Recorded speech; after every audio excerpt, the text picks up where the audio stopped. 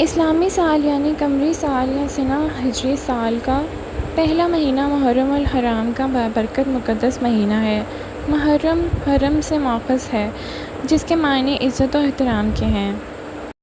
محرم کو محرم اس لیے کہا جاتا ہے کہ اہل عرب اس مہینے میں اپنی تلواریں میانوں میں ڈال دیتے تھے اور لوٹ مار قتل و غارت سے رک جاتے تھے، یہاں تک کہ لوگ اپنے دشمنوں سے بھی خوف ہو جاتے تھے اور اپنے باپ یا بھائی کے قاتل سے ملتے تھے تو اس سے کچھ نہ پوچھتے تھے اور نہ کسی سے لڑائی جھگڑا کیا کرتے تھے۔ گویا زمانہ جاہلیت میں بھی لوگ محرم کا احترام کرتے تھے اور اس مہینے میں کسی انسان کے قتل اور جنگ و جدل کا حرام سمجھا جاتا تھا۔ کہ محبوب صلی اللہ علیہ وسلم کی آمد کے بعد اسلام میں اس ماہ مبارک کی حرمت و عظمت اور زیادہ ہو گئی۔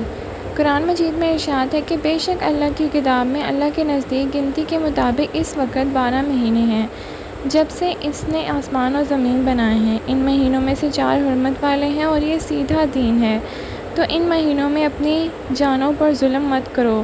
اور حرمت و اکرام والے 4 ماہ ہیں جن میں محرم، رجب، ذی القعدہ اور ذی الحج شامل ہیں۔ ایک بار کسی نے رسول اللہ صلی اللہ علیہ وسلم سے عرض کیا کہ یا رسول اللہ صلی اللہ علیہ وسلم، فرض نماز کے بعد کون سی نماز افضل ہے اور رمضان کے فرض روزوں کے بعد کس مہینے کے روزے افضل ہیں؟ صلی اللہ علیہ وسلم نے ارشاد فرمایا کہ فرض نماز کے بعد سب سے افضل نماز تہجد ہے اور رمضان کے فرض روزوں کے بعد سب سے افضل روزے محرم الحرام کے ہیں۔ ماہ مقدس کا 10واں دن یوم عاشوراء کہلاتا ہے۔ عاشور سریابی زبان کا لفظ ہے جس کے معنی جامع برکات کے ہیں، اور یہ یوم عاشور ہر سال مسلمانوں کے لیے جامع برکات بن کر آتا ہے، اس لیے عرب اس دن کو عاشوراء کے نام سے موسوم کیا ہے۔ علماء کا کہنا ہے کہ اللہ تعالیٰ نے اسی دن کو عرشی، کرسی، لوح قلم، جنت، حضرت آدم علیہ السلام، اماں حوا، زمین و آسمان اور ارواح کو پیدا فرمایا۔ اسی دن حضرت ابراہیم علیہ السلام کی ولادت ہوئی، اسی دن کو آگ میں پھینکا گیا اور اسی دن آگ گلزار بن گئی۔ اسی دن اللہ تعالیٰ نے بنی اسرائیل کو فرعون کے ظلم سے نجات دلائی۔ کہا جاتا ہے کہ یہی وہ دن ہے جس میں حضرت نوح علیہ السلام کی کشتی ندی پر پہاڑ پر رکھی گئی۔ اسی دن حضرت سلیمان علیہ السلام کو اللہ نے ملک عظیم عطا فرمایا۔ اسی دن حضرت یونس علیہ السلام مچھلی کے پیٹ سے باہر آئے اور ان کی توبہ قبول ہوئی۔ اسی دن حضرت یعقوب علیہ السلام کی بینائی لوٹائی گئی تھی۔ اسی دن حضرت یوسف علیہ السلام گہرے کنویں سے نکالے گئے تھے۔ اسی دن حضرت ایوب علیہ السلام کو بیماری سے شفا ملی تھی۔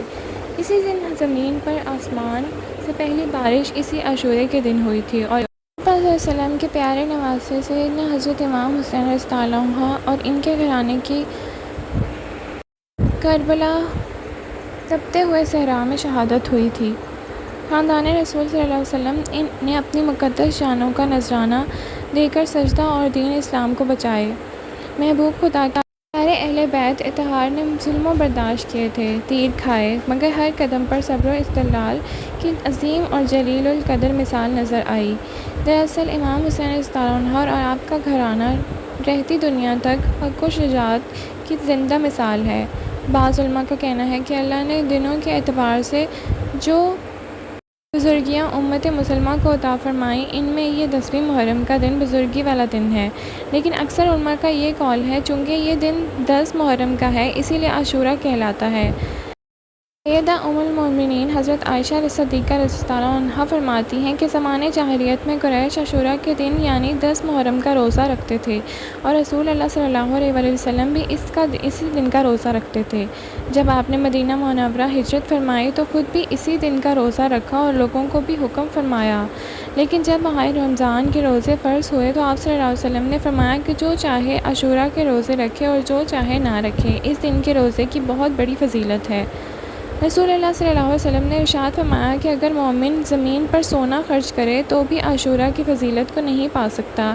اس دن مومنوں کے لیے جنت کے 8 دروازے کھول دیے جائیں گے تاکہ وہ جس دروازے کھول دیے جاتے ہیں جا کے وہ اس دروازے سے چاہیں جنت میں داخل ہوں۔ رسول صلی اللہ علیہ وسلم نے فرمایا کہ جو شخص عاشوراء کے دن اپنے اہل خانہ پر خرچ میں وسعت فرمائے تو اس کا اللہ پورا سال وسعت سے رزق عطا فرمائے گا۔ اس دن صدقہ خیرات کرنا بڑا ثواب کا باعث ہے، اس سے گناہ جھڑ جاتے ہیں اور درجہ بلند فرماتے ہیں۔ اس دن لوگوں کو پانی پلانا، شربت، دودھ یا کوئی اور مشروب پلانا بھی اچھی بات